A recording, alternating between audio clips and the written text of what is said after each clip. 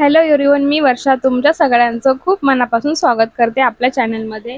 I hope तुम्ही सगळे मस्त आणि मजेत असाल.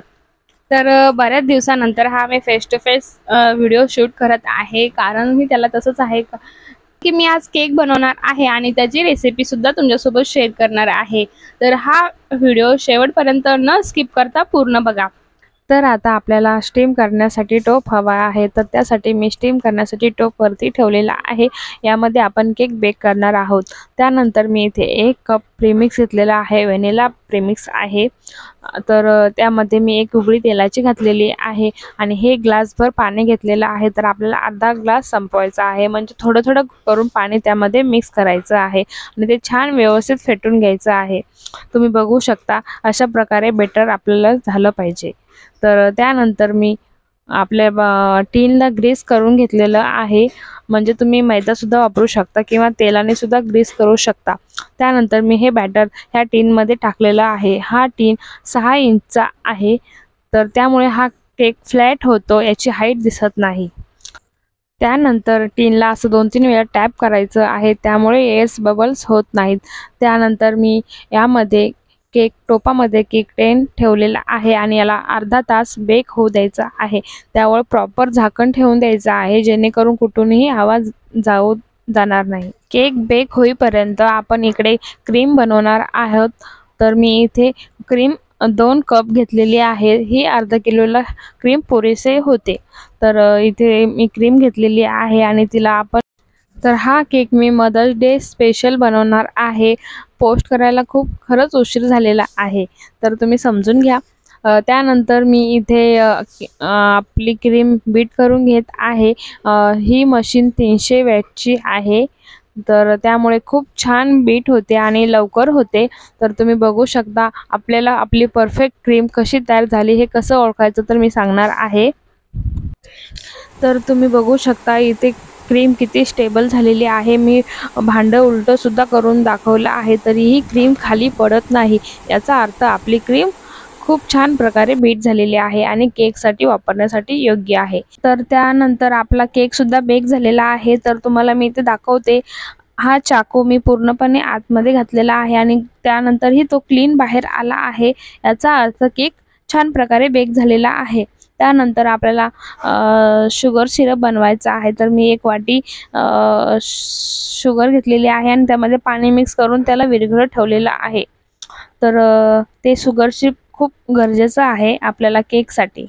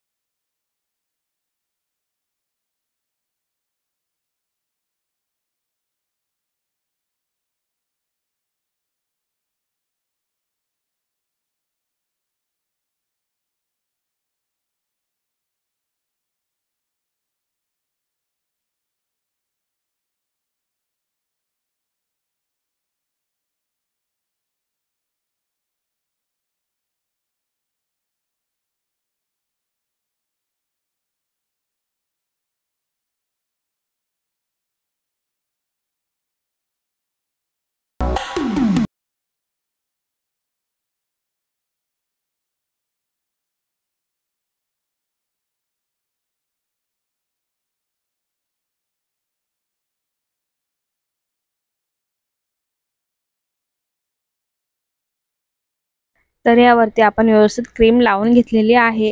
ही क्रीम आपल्याला सारखी फ्रीजमध्ये ठेवावी लागते, तिला बाहेर अजिबात जमत नाही, नाहीतर ती मेल्ट होते। तर आपण इथे मिक्स फ्रूट चा केक बनवणार आहोत, म्हणजे मिक्स फ्रूट क्रश आहे त्याचा केक बनवणार आहे।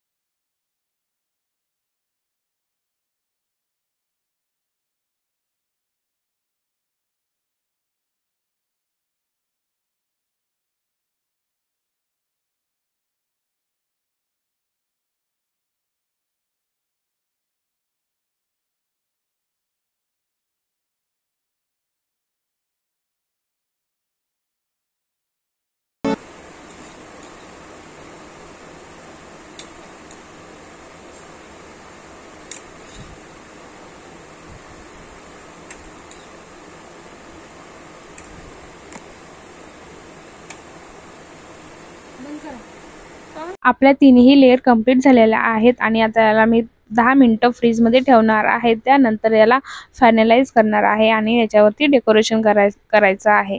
तर मी इथे येलो आणि पर्पल कॉम्बिनेशन केलेलं आहे. साईडने जो पर्पल मी यूज केला आहे त्याची क्लिप घ्यायला विसरले आहे, त्यामुळे ते काय शूट केलं पण शूट करायला विसरले आहे. तर त्यामुळे मी येलो कलर